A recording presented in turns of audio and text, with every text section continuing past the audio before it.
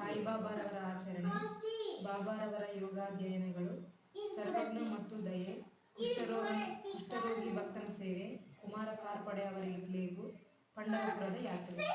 ಅದ್ಭುತ ಅವತಾರ. ಬಾಬಾರವರಿಗೆ ಸಮಸ್ತ ಯೋಗಾಸನಗಳು ಬರುತ್ತಿದ್ದವು. ಅವರಿಗೆ ಧೋತಿ, ಮೋತಿ ಮುಂತಾದ 6 ಯೋಗಾಸನಗಳಲ್ಲಿ ಬಹಳ ಪರಿಶ್ರಮವಿತ್ತು. 3 ಅಂಗುಲ ಅಗಲ, 22.5 ಅಡಿ ಉದ್ದದ ಬಟ್ಟೆಯಿಂದ ಉದರವನ್ನು ಶುದ್ಧಿ ಮಾಡುವುದಕ್ಕೆ ಧೋತಿ ಎಂದು ಕರೆಯುತ್ತಾರೆ. ಖಂಡಯೋಗದಲ್ಲಿಯೂ ಅವರು ಪ್ರವೀಣರಾಗಿದ್ದರು. ಕೈಕಾಲುಗಳನ್ನು ಬೇರ್ಪಡಿಸಿ ಪುನಃ ಸೇರಿಸಿಕೊಳ್ಳುವ ಯೋಗ ಸಾಧನೆಗೆ ಖಂಡಯೋಗವೆಂದು ಕರೆಯುತ್ತಾರೆ. ಬಾಬಾರವರನ್ನು ನಾವು ಹಿಂದೂವೆಂದು ಭಾವಿಸುವುದಾದರೆ ಯವನರಂತೆ ಕಾಣುತ್ತಿದ್ದರು. ಅವರು ಹಿಂದುವೋ ಅಥವಾ ಮಹಮ್ಮದೀಯರೋ ಎಂಬುದು ಯಾರಿಗೂ ಸರಿಯಾಗಿ ತಿಳಿದಿರಲಿಲ್ಲ. ಹಿಂದೂಗಳ ಹಬ್ಬವಾದ ಶ್ರೀರಾಮನವಮಿಯನ್ನು ಹೇಗೆ ಆಚರಿಸಲೊಪ್ಪಿದರೋ ಅದೇ ರೀತಿ ಮಹಮ್ಮದೀಯರ ಚಂದನದ ಮೆರವಣಿಗೆಗೂ ಸಹ ಒಪ್ಪಿಗೆ ನೀಡಿದ್ದರು. ಮಲ್ಲಯುದ್ಧವನ್ನು ಪ್ರೋತ್ಸಾಹಿಸಿ ಬಹುಮಾನ ನೀಡುತ್ತಿದ್ದರು. ಗೋಕುಲಾಷ್ಟಮಿಯ ದಿನ ಗೋಪಾಲ ಕಾಲ ಸಮಾರಂಭವನ್ನು ನಡೆಸಲೊಪ್ಪಿದರು ಮತ್ತು ಈದ ಮೊದಲಾದ ಹಬ್ಬಗಳಲ್ಲಿ ಮಹಮ್ಮದೀಯರು ತಮ್ಮ ಮಸೀದಿಯಲ್ಲಿ ನಮಾಜು ಮಾಡಲು ಒಪ್ಪಿದರು. ಮೊಹರಂ ಸಮಾರಂಭದಲ್ಲಿ ಮಹಮ್ಮದೀಯರು ಮಸೀದಿಯಲ್ಲಿ ತಾಜಾ ಕಟ್ಟಲು ಸಲಹೆ ಕೇಳಿದ್ದಕ್ಕೆ ಅದಕ್ಕೂ ಸಮ್ಮತಿ ಇತ್ತಿದ್ದರು. ನಾವು ಅವರನ್ನು ಮಹಮ್ಮದೀಯರೆಂದು ಕರೆಯುವುದಾದರೆ ಅವರು ಕಿವಿಗಳನ್ನು ಚುಚ್ಚಿಸಿಕೊಂಡಿದ್ದರು. ಹಿಂದೂ ಎಂದು ಕರೆಯುವುದಾದರೆ ಅವರು ಯಾವಾಗಲೂ ಮಸೀದಿಯಲ್ಲಿ ವಾಸವಾಗಿದ್ದರು.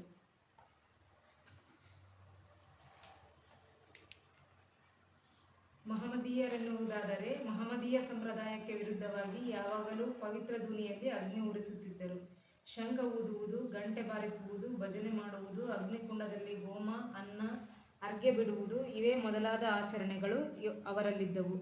ಮಹಮ್ಮದೀಯರೆನ್ನುವುದಾದರೆ ಅನೇಕ ಬ್ರಾಹ್ಮಣರು, ಅಗ್ನಿಹೋತ್ರಿಗಳು ತಮ್ಮ ಆಚಾರವನ್ನು ಬದಿಗಿಟ್ಟು ಅವರ ಪಾದಸೇವೆ ಮಾಡುತ್ತಿದ್ದರು.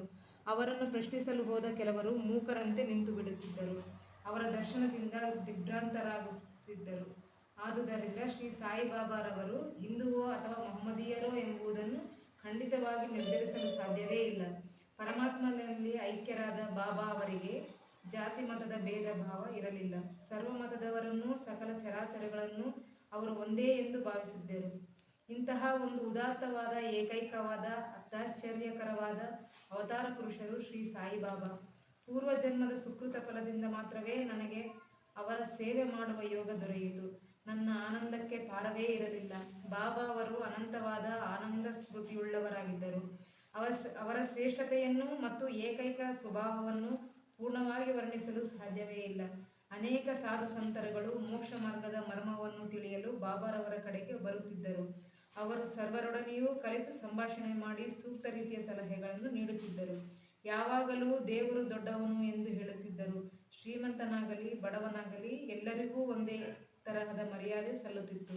ಅವರಿಗೆ ಪ್ರಪಂಚದ ಆಗು ಹೋಗುಗಳೆಲ್ಲವೂ ತಿಳಿದಿದ್ದವು. ಅವರು ಜ್ಞಾನದ ಗಣಿಯಾಗಿದ್ದರು. ಆದರೂ ಏನೂ ತಿಳಿಯದವರಂತೆ ಕಾಣುತ್ತಿದ್ದರು. ಮಾನವ ರೂಪಿಗಳಾಗಿದ್ದರೂ ಅವರ ಕೆಲಸಗಳಲ್ಲಿ ದೈವಿಕತೆ ತುಂಬಿತ್ತು. ಸರ್ವರೂ ಅವರನ್ನು ದೇವರೆಂದೇ ಭಾವಿಸಿದ್ದರು.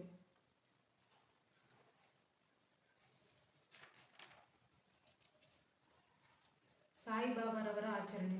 ಬಾಬಾರವರು ಶಿರಡಿಯಲ್ಲಿಯ ಸಮಸ್ತ ದೇವಾಲಯಗಳನ್ನು ದುರಸ್ತಿಪಡಿಸಿದರು. ತ್ಯಾತ್ಯಾ ಪಾಟೀಲರ ಮೂಲಕ ಶನಿ, ಗಣಪತಿ, ಶಂಕರ, ಪಾರ್ವತಿ, ಗ್ರಾಮ ದೇವತೆ, ಮಾರುತಿ ಮುಂತಾದ ದೇವಾಲಯಗಳನ್ನು ದುರಸ್ತಿಪಡಿಸಿದರು. ಅಂತೆಯೇ ಅವರು ಧರ್ಮಿಷ್ಠರಾಗಿಯೂ ಮತ್ತು ದಾನಶೀಲರಾಗಿಯೂ ಇದ್ದರು.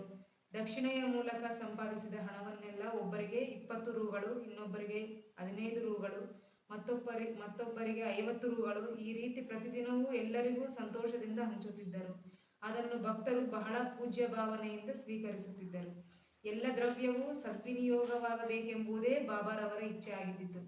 ಬಾಬಾರವರ ದರ್ಶನದಿಂದ ಭಕ್ತ ಜನರಿಗೆ ಬಹಳ ಲಾಭವಾಯಿತು. ಅನೇಕ ಜನರು ಆರೋಗ್ಯದಿಂದ ದೃಢಕಾಯರಾದರು. ಕೆಲವು ಕುಷ್ಠರೋಗಿಗಳಿಗೆ ಗುಣವಾಯಿತು. ದುಷ್ಟರು ಸನ್ಮಾರ್ಗ ಪ್ರವರ್ತಕರಾದರು. ಯಾವ ಒಂದು ಔಷಧಿಯೂ ಇಲ್ಲದೆ ಅನೇಕ ಕುರುಡರಿಗೆ ಕಣ್ಣು ಕಾಣಿಸುವಂತಾಯಿತು. ಕಾಲಿಲ್ಲದವರಿಗೆ ನಡೆಯಲು ಬಂದಿತು. ಅವರ ಕೀರ್ತಿಯು ದೇಶಾದ್ಯಂತ ಹರಡಿತು. ಅನೇಕ ಯಾತ್ರಾರ್ಥಿಗಳು ಬಂದು ಬಾಬಾರವರ ಅನಂತ ದರ್ಶನ ಪಡೆದು ಪರಮ ಸಂತೋಷಭರಿತರಾಗಿ ಅಚ್ಚಳಿಯದ ಭಕ್ತಿಯಿಂದ ಹಿಂದಿರುಗುತ್ತಿದ್ದರು. ಬಾಬಾರವರು ಮಾತ್ರ ಯಾವಾಗಲೂ ಮಹಾ ತಪಸ್ವಿಯಂತೆ ದುನಿಯ ಮುಂದೆ ಕುಳಿತಿರುತ್ತಿದ್ದರು. ಮೊದಲು ಬಾಬಾ ಒಂದು ಅಂಗಿ, ಧೋತರ ಉಟ್ಟುಕೊಂಡು ಬಿಳಿ ಪೇಟವನ್ನು ತಲೆಗೆ ಸುತ್ತಿಕೊಳ್ಳುತ್ತಿದ್ದರು. ಹಳ್ಳಿಯ ರೋಗಿಗಳನ್ನು ಪರೀಕ್ಷಿಸಿ ಔಷಧಿ ಕೊಡುತ್ತಿದ್ದರು. ಈ ವೃತ್ತಿಯಲ್ಲಿ ಅವರಿಗೆ ಜಯವು ದೊರೆತು ಹಳ್ಳಿಯ ಹಕೀಮರಾಗಿದ್ದರು. ಅವರು ಒಂದು ದಾರುಣವಾದ ರೋಗವನ್ನು ವಾಸಿ ಮಾಡಿದ ಕತೆ ಈ ರೀತಿ ಇದೆ. ಒಂದು ಸಾರಿ ಭಕ್ತನೊಬ್ಬನ ಕಣ್ಣುಗಳು ಊದಿಕೊಂಡವು. ಆಗ ಶಿರಡಿಯಲ್ಲಿ ವೈದ್ಯರಾರೂ ಇರಲಿಲ್ಲ. ಕೆಲವರು ಅವನನ್ನು ಬಾಬಾರವರ ಬಳಿಗೆ ಕರೆದುಕೊಂಡು ಹೋದರು. ಬೇರೆ ವೈದ್ಯರಾಗಿದ್ದರೆ ಸಾಮಾನ್ಯವಾಗಿ ಮುಲಾಮು, ಹಸುವಿನ ಹಾಲು ಇತ್ಯಾದಿಗಳನ್ನು ಉಪಯೋಗಿಸುತ್ತಿದ್ದರು. ಆದರೆ ಬಾಬಾರವರದೇ ಒಂದು ವೈಶಿಷ್ಟ್ಯ. ಸಾಯಿಬಾಬಾ ಅವರು ಬೀಬಾಕಾಯಿಯನ್ನು ಪುಡಿ ಮಾಡಿ ಗುಳಿಗೆ ಮಾಡಿ ಅವುಗಳನ್ನು 2 ಕಣ್ಣುಗಳಲ್ಲಿ ಹಾಕಿ ಬಟ್ಟೆ ಕಟ್ಟಿದ್ದರು.